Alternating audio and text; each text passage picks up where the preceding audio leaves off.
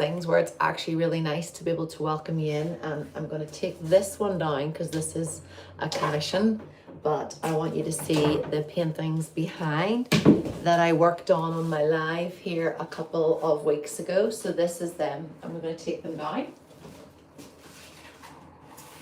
Oh, I take them down with this. Don't know if you have one of these yet, but there is a fly in my studio.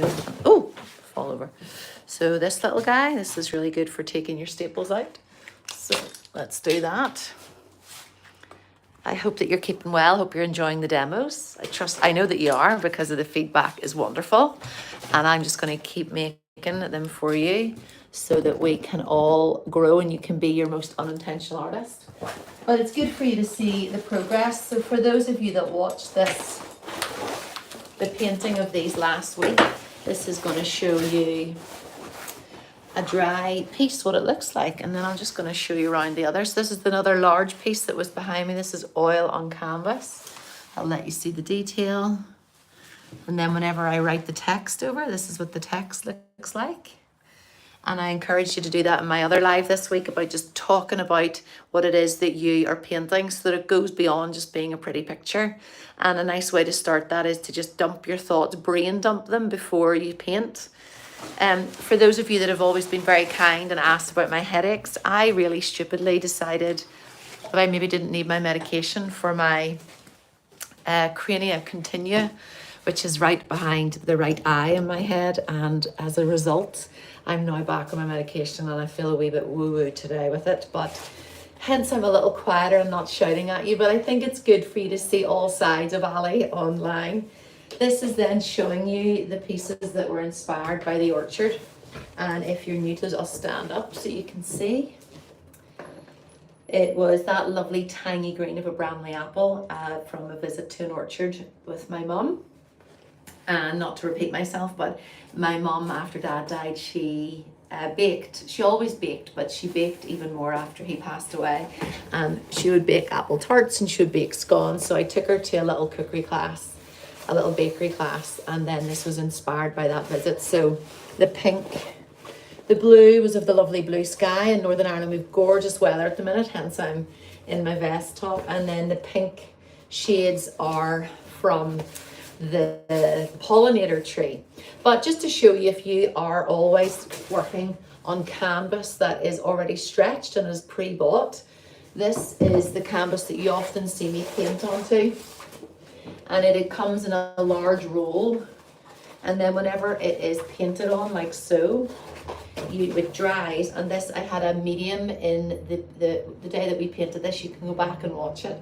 There was a medium mixed in, and it speeds up the drying, the one that I did. And I'm experimenting with a lot of different ones at the minute because I had a deadline for works that were going to Portugal, so I had to use some of those. But this is just what we do. You'll see this is a lovely strong linen weave, and then this is how I take it to the framer. And for you, it might not be on your radar to think about buying rolled canvas, but it's a nice transportable one, and it also means you're not tied to a size.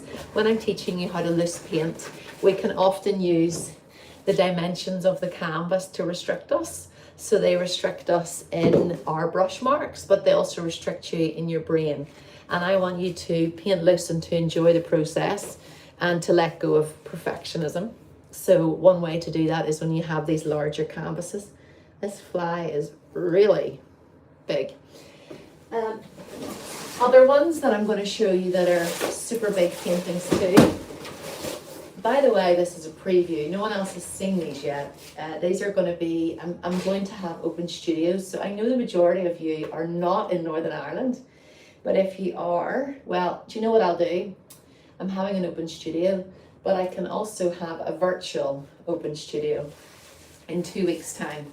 But very different from the beautiful quiet hues of the other orchard piece. This is a piece that is called Her. And it is a celebration of her, of female. I think if I was to unearth it, what I would say is that they were painted around the time of my birthday. And my dad died the week before my birthday when I was 7. So my birthday's changed from 1991, and not as I always say, it's not a sob story. It's just a good way for me to explain to my audience the undercurrent of my practice. So this is a wee celebration of any of us really who find birthdays different and difficult, and whether that's your own journey through loss, whether that is your own journey through change of identity, which changes all the time. If we change jobs, if children flee the nest, if just things change, partners. So very vibrant. This is actually, on a technical note, this is gold fine powder, which I have to really control myself in, because I'm teaching you how to paint loose. You know that I love to paint loose, but with the gold fine powder, it's very expensive, and it's also very nice. So I have to just be a little more careful with how I throw it at the canvas. But that's a series called Her, all celebration. And then the little things that are written in here is, she is to be celebrated. I think you're to be celebrated too. This fly is driving me bananas. So in the background, we're pretty messy still at the minute, but in a good way. Just another one to shift gear. This is, I'm always teaching you about gesture drawings and about blind drawings. This is a blind drawing, and that is whenever I am in a life drawing class and you have the model, but you are looking only at the page. Sorry, you're only looking at the model and you don't look at the page, and it just comes out with these gorgeous, gorgeous marks. I'm going to try and let this fly out the window. But let me know if you try life drawing, and if you do, what do you think of it? Unfortunately, life drawing is not the sort of thing I can teach you online, but we will get to portraiture and we will get to painting people. And then I'm going to bring you over here and let you see a little Donegal landscape. These are the paintings that I was replying to a few of you about. You know, I like to teach you with the primary colours, and I love accent colours, but it's not very often when I'm teaching oil that I would teach you with the primaries. So I saw these last week and thought that will be really fun when I get to teach you. So like all of my demos, red, blue, yellow,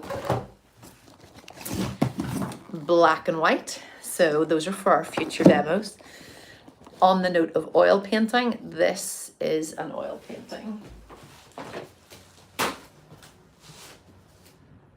Here, and this is a Donegal landscape. We are in Northern Ireland, but we like to go to Donegal, which is just over the border.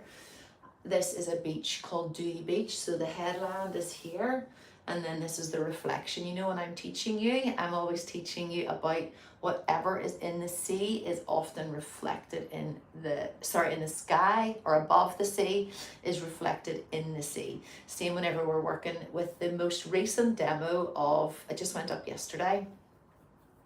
My editing skills are getting better, but I was on the train and finishing it off, and there's a few little blips, but I actually am really happy with the pace of it for you. So at the very end of that tomato still life demo, which is the most recent video, I finished the background, and then I talk about your finishers. So that's your brightest colors and your darkest colors, but it's also looking at what you have and standing back. And I like that the red of the tomato is reflected ever so slightly in the white paper that it's sitting on. So go to the very end of the last video. Hopefully you watch the whole way through. I think it's only 11 minutes. But that reflection is really important in painting, and I see that with the paintings that I make. So this is out of my head. This is a very intuitive painting of Donegal. Oof, there's the fly again. I opened the window, but it's still here. I'll let you have a little quick look at that while I open the window further. I'm going to let you see here. You can see this is oil bar up here and oil paint below.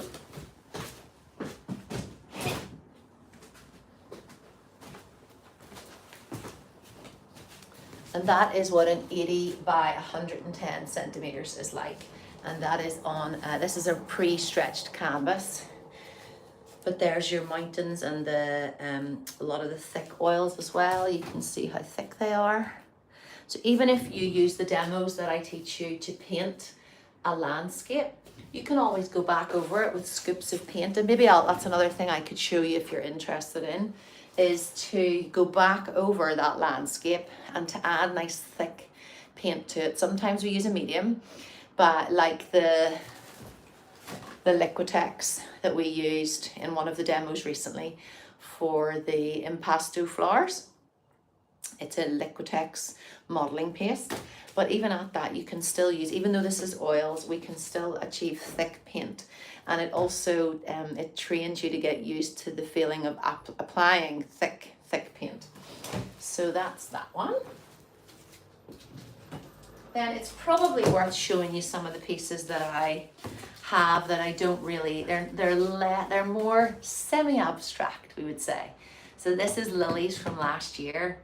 And interestingly, when I painted it, there were the builders where I painted it outside at my house, and there was builders next door, and they were building a new house behind my house. And we've been so lucky where we live because we haven't had anybody near us. But I think that it's really interesting that this paint, you know the way I talk about your emotions and your mood often comes through? I don't think you can tell that I was really, like, they were actually awful humans who were heckling me, and it wasn't a very nice experience. But I put my headphones in and I painted this, and I actually think maybe the expression and the freedom of it was like my way of, I don't know, just telling them I was ignoring them. But it was, I love lilies, so that's what this was. And then lastly, I'm going to show you this crab, which is a really good one for me to teach you. I think I actually put a crab demo on here, but this is a crab, and this is using, which you may have at home and you're not using anymore. If you have large paintings that are really ornate, or if you go to a charity shop and you get a big painting with a very ornate frame, you can paint over what is on there. So that's what I did. This was my in-laws had this. Hi! My in-laws had this, and I painted a crab. So this is an oil painting of a crab, which we're moving about quite a bit, but here you are. That shows it in better light. So we have, this is oil paint and oil bar. And it means that you can, often whenever we paint with the likes of this, you know, it's hard to imagine it as a finished product. This is actually two paintings side by side of a waterhole in Dublin. But often whenever you're painting or we're painting a canvas, it's hard to imagine the finished product. Whereas this, if you go to a thrift store or you look in your roof space and you see that you have something, you're like, I'm never going to put that out again. It's been sitting there, I've inherited it from somewhere, but it has this really cool ornate frame. You can either take the canvas out of it, or because this was so old, but my in-laws were happy enough with it, I was able to paint straight onto that. So that's me painting straight onto a really old linen canvas, and it really holds on to the oil paint. But this is crab, and it's probably really good for you to see that that's a semi-abstract crab, which is beautiful, I think. This is oil paint and then oil bars, but I do have a demo of a crab that I will put up. I don't know if I put it up for you. It's from a while back. What I'll do is I'll edit it, that it's from above, and it's me teaching you how to work from a real subject. It was a dead crab, but this was the result of that. We start off with the gesture drawings that I teach you, and I was thinking about this in the car on the way over. The reason that I teach you the gesture drawings and I teach you how to mix paint is because when you learn anything, I was thinking about learning a language. You start with the basics and you start with the non-negotiables. So for gesture drawing, it's a basic, but it's not a non-negotiable. Color mixing is, I believe, a non-negotiable. The understanding of color theory is going to help you push your creativity. And I'm here to teach you to be the most unintentional artist in your household, in your family, in your friend group. And the way that we do that is you get to know your skills really well. So you gesture drawing, you repeat drawing, you paint something more than once, you paint something in a different medium. And what that does is that gets your skills. And the reason that I'm teaching you about learning to let go of perfectionism is because that means you're freer in your creativity. But your non-negotiables are the skills that you're going to learn, your pencil skills, your light and shade, your color mixing. So I feel like, you know, anytime you see one of my videos, you will know what's going to come, and that we will be discussing gesture drawing pretty much. We will be always talking about color mixing in some format. And I want those to just be part of your, when you're learning the basics of a language, they're part of your vocabulary so that you become your true self. Because so much of our life, we put ourselves on the back burner. And no more. This is your time to get to know yourself really well. And you know what? It's not me that gets to lead you. It's painting and it's art. And what a joy to be able to do that. Hello. Hi. Good morning. Well, it's 2 o'clock here, but yes, good morning. I was telling my sister-in-law, when you message me from Australia, from Denmark, from America, from Sweden, from London, from Scotland, it is so cool to feel like I have a community on here, so thank you. But that's a little bit, I'm sure I could show you some more. There's a few commissions behind me, but there's another abstract, little lighter, little more textured. The other one of it has just gone to New York, so it is there. And this is a smaller version of it. Hi, Paula. But thank you for being here. I'll show you a last little tour before we go. This is just where I hang all my painting clothes.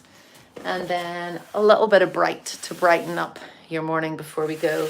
Remember we talked about pink and red being opposites to yellow in the color wheel? Well, there you go.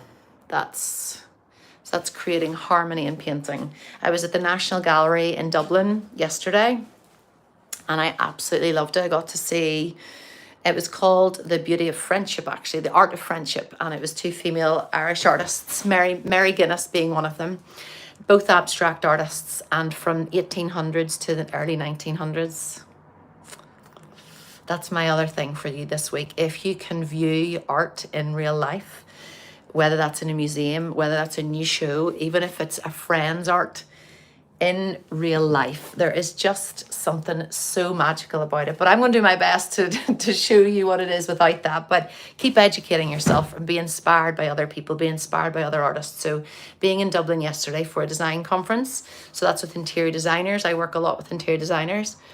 And also seeing other Irish designers and Irish artists who are inspired by our landscape, who are inspired by the colours and the earthiness and our history.